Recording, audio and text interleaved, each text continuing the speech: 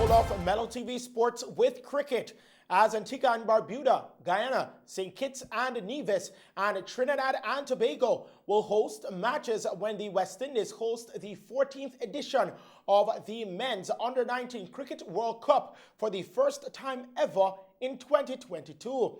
16 teams will travel to the Caribbean to compete in 48 matches from January 14 to February 5. The West Indies is in Group D with Australia, Sri Lanka and Scotland. The Scots complete the group after New Zealand withdrew due to the extensive mandatory quarantine restrictions for minors on their return home. Current holders Bangladesh, England, Canada, and the United Arab Emirates UAE form Group A, with debutants Uganda placed in Group B alongside India, South Africa, and Ireland. Group C comprises of Pakistan, Afghanistan, Zimbabwe, and Papua New Guinea. The 48-match schedule will begin with the hosts taking on Australia, with Sri Lanka facing Scotland in Guyana on January 14. The group stage will take place across Guyana, St. Kitts and Nevis, and Trinidad and Tobago between January 14 to 22. Trinidad and Tobago will host the plate competition between January 25 and 31, with the Super League taking place in Antigua and Barbuda from January 26. The semi-finals will then be played on February 1 across two venues, the Sir Vivian Ricketts Cricket Ground and Coolidge Cricket Ground on February 2. The final on February 5 will also be held at the Sir Vivian Richards Cricket Ground. On to football news now. Jamaica's Reggae Boys were last night denied all 3 points in their CONCACAF World Cup qualifier against the United States at the National Stadium. With the game tied 1-1, Damian Lowe headed into the net, only for the goal to be disallowed because of a foul. The United States had earlier taken the lead in the 11th minute through the man Timothy Weah before Mikel Antonio scored a beauty to level in the 22nd. The draw leaves Jamaica in a continued precarious position on the 8-team qualifying table as they remain 6th place with 7 points, 7 off the playoff spot. The United States is second with 15 points, while Canada leads the table with 16 after they beat Mexico 2-1.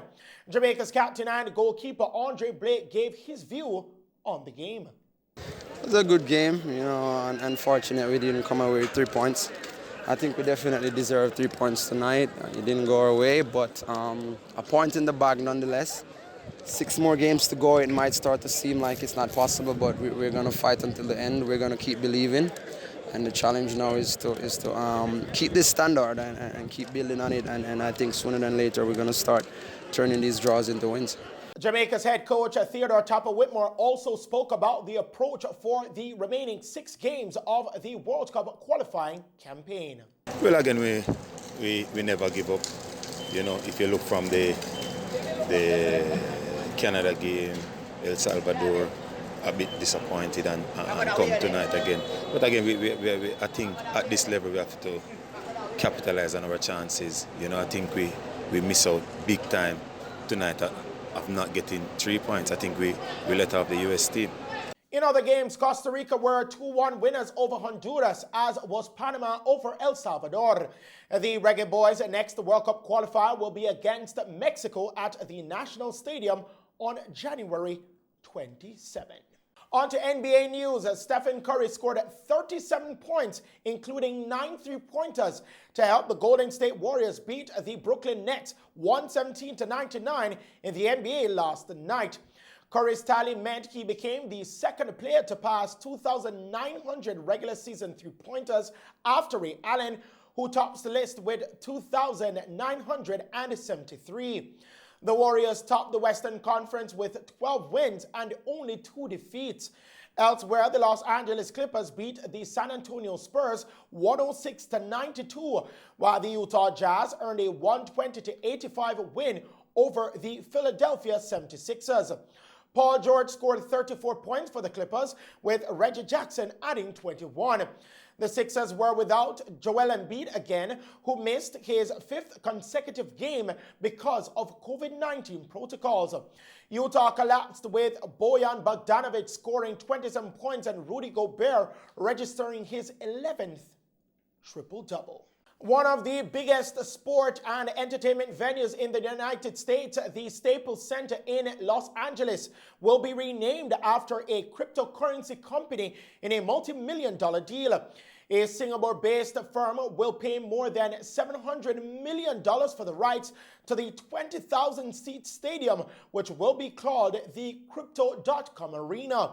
It has been agreed a 20-year deal with owner AEG, with a rebrand effective from Christmas Day.